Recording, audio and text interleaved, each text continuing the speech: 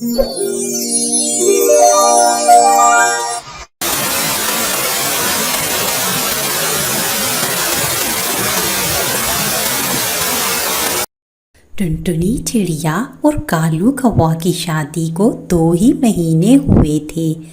शादी से पहले कालू कौवा सब्जी की दुकान पर काम करता था। टुनटुनी चिड़िया से शादी के बाद उसका काम बंद हो जाता है और फिर वो काम करने के लिए शहर के बाज़ार जाने की सोचता है। जब टुनटुनी चिड़िया की सास को पता चलता है तो वो हर रोज़ उसे मनूस कहकर ताहने मारती है। ये मनूस टुनटुनी चिड़िया जब से इस घर में आई है मेरे बेटे की नौकरी चली गई है। अब इस मनूस के लिए मेरा बेटा मुझसे दूर शहर के जंगल नौकरी करने जा रहा है। माँ जी, मैं खुद भी नहीं चाहती कि कालू जी दूर शहर जाएं। वो यही कोई काम कर ले। ऐसे भी मैंने अपने आंगन में मिर्चों के पौधे लगाने का सोच रखा है। उससे हमारे घर के हालात अच्छे हो जाएंगे। खैर तुम तो बात ही ना करो, तुम तो है ही मनूस। मेरे बेटे की नौकरी खा गई। तुम्हारी तरह तुम्हारी मिर्चें भी मनूस ही होंगी।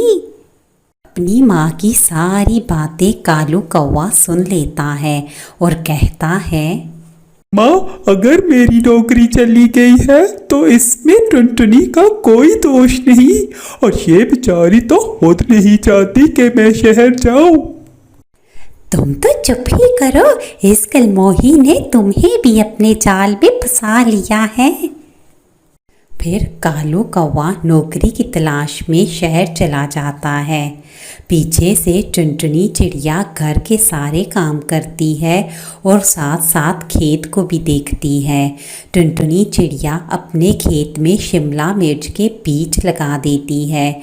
2 ही दिन बाद उसमें छोटे छोटे पौधे निकल आती हैं, जिन्हें देखकर टुनटुनी चिड़िया खुश हो जाती है।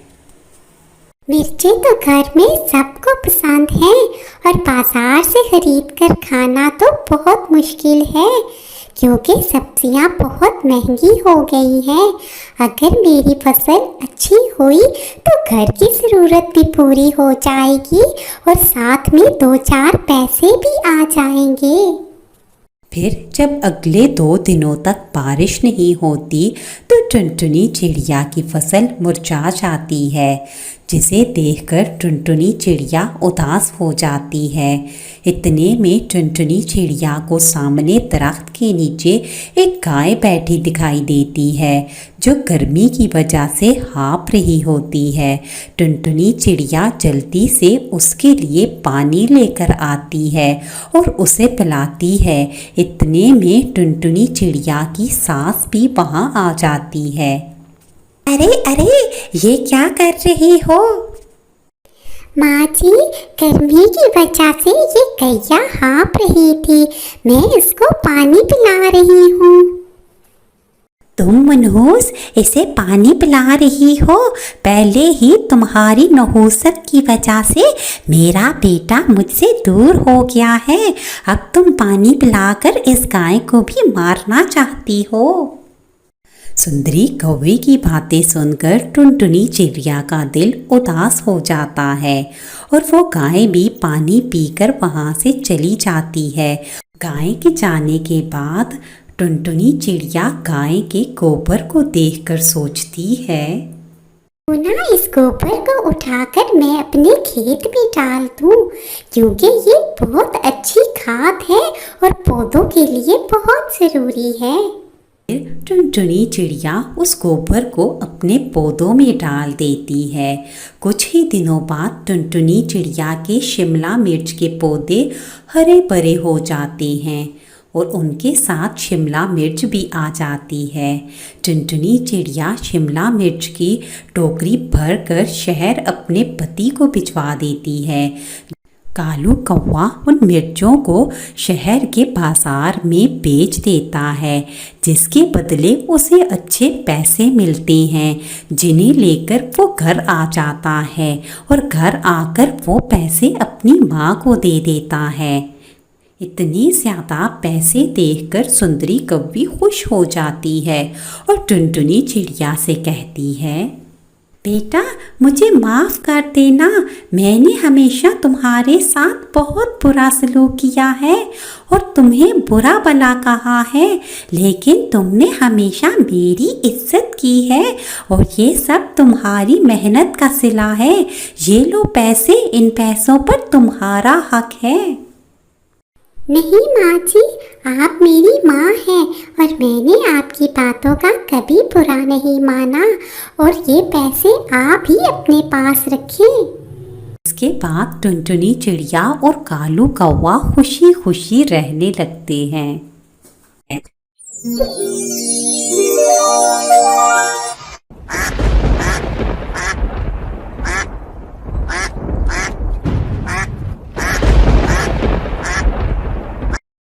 ये कहानी कागज़ के खिलौने बनाकर बेचने वाली गरीब टुनटुनी चिड़िया की है। वो अकेली थी, उसका कोई भी नहीं था। वो रंग बिरंगी कागज़ के खिलौने बनाकर जंगल के बाजार में बेचा करती थी। यो भाई आ गई टुनटुनी, कागज के खिलौने वाली। कागज का घर, कागज का फूल, कागज की चिड़िया, जो अच्छा लगे खरीद लो। आओ बच्चों आओ, कागज के नए नए खिलौने आ गई हैं। टुनटुनी चिड़िया के बनाए हुए कागज़ के खिलौने इतने सुंदर थे कि देखने वाले की नज़र उनसे हटने का नाम ही नहीं लेती थी। इसलिए टुनटुनी के खिलौने हाथों हाथ बिक जाते थे। माँ खिलौने आ गए, खिलौने आ गए। आज तो मैं कागज का फूल लूंगी माँ। ले लेना बेटा, ले लेना, ज़रा टुनटुनी को करीब तो आने दो ना, फिर तुम जो कहोगी वही लेकर दूंगी। टुनटुनी, कागज़ का ये फूल कितने का है? ये तो सिर्फ 20 रुपए का है। कहती हो बुलबुल तो मैं तुम्हें दिए देती हूँ। हाँ हाँ टुनटुनी, दे दो। पूरे जंगल में तुम्हारे जैसे कागज़ के खिलौने कोई नहीं बनाता और मेरी बेटी को तो तुम्हारे कागज़ के खिलौनों के अलावा कोई और खिलौना पसंद ही नहीं आता। इधर टुनटुनी चिड़िया पूरे जंगल में घूमकर अपने कागज़ के खिलौने बेच रही होती है और उधर कालू सेठ और उसकी पत्नी सुंदरी कौवी टुनटुनी चिड़िया के घर आते हैं। अरे ओ टुनटुनी, जल्दी बाहर आओ, मेरे पैसे दो। मेरे पास ज़्यादा वक्त नहीं है, वरना मैं तुम्हारा दरवाज़ा तोड़कर अंदर आऊँगा। जब कालू सेठ के बार बार बुलाने पर भी टुनटुनी चिड़िया कोई जवाब नहीं देती तो सुंदरी कौवी कहती है, लगता है ये टुनटुनी चिड़िया घर पर नहीं है। अब हम अपने पैसे किससे लेंगे? हम तो हमेशा हमेशा के लिए शहर जा रहे हैं और जब इस चिड़िया को पता चलेगा कि हम यहाँ से शहर चले गए तो इसके तो मज़े हो जाएंगे। ये चिड़िया अपने आप को क्या समझती है? आज मैं इससे अपने सारे हिसाब चुकता करके जाऊंगा। सुंदरी, आखिर को मुझे भी कालू सेठ कहते हैं। अगर इसने हमारे पैसे ना दिए तो जी हम इसका क्या बिगाड़ लेंगे। फिर ऐसे भी हम शहर चले जाएंगे और उसके बाद तो इस चिड़िया के वारे निहारे हो जाएंगे। कुछ ऐसा करो जी कि ताकि ये चिड़िया भी कभी खुश ना रह सके। हाँ सुंदरी, तुम फिक्र ना करो, तुम बस देखती जाओ मैं इस चिड़िया के साथ क्या करता हूँ। फिर कालू कौवा हथौड़ा लेकर टुनटुनी चिड़िया का सारा घर तोड़ देता है। जब टुनटुनी चिड़िया अपने खिलौने बेचकर घर वापस आती है तो उसका घर वहाँ नहीं होता। ये देखकर वो रोने लगती है। ए ऊपर वाले, ये क्या हो गया? मुझे पता है ये सब कालू सेठ ने किया है। कालू सेठ, कम से कम मेरे आने का तो इंतजार करते। मैं आज तुम्हारे कुछ पैसे लौटा देती। तुमने मेरा घर तोड़कर अच्छा नहीं किया। अब मैं अपना घर कैसे बनाऊंगी? मैं कहाँ जाऊंगी?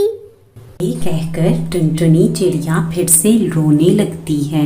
इतने में टुनटुनी चिड़िया के खिलौनों में से कागज़ का घर अचानक से बड़ा हो जाता है और उसके अंदर से आवाज़ आती है, टुनटुनी तुम रो नहीं, मैं जादुई कागज़ का घर हूँ। आज से तुम मेरे अंदर रहोगी और तुम्हें कोई नुकसान नहीं पहुँचा सकता, क्योंकि मैं लोहे से भी ज़्यादा मजबूत हूँ और मेरे अंदर रहते हुए तुम्हें कोई दिक्कत नहीं होगी, बल्कि तुम्हें सारी चीज़ें मुयस्सर होंगी। ये सब सुनकर टुनटुनी चिड़िया खुश हो जाती है और फिर वो खुशी खुशी कागज़ के घर में रहना शुरू कर देती है।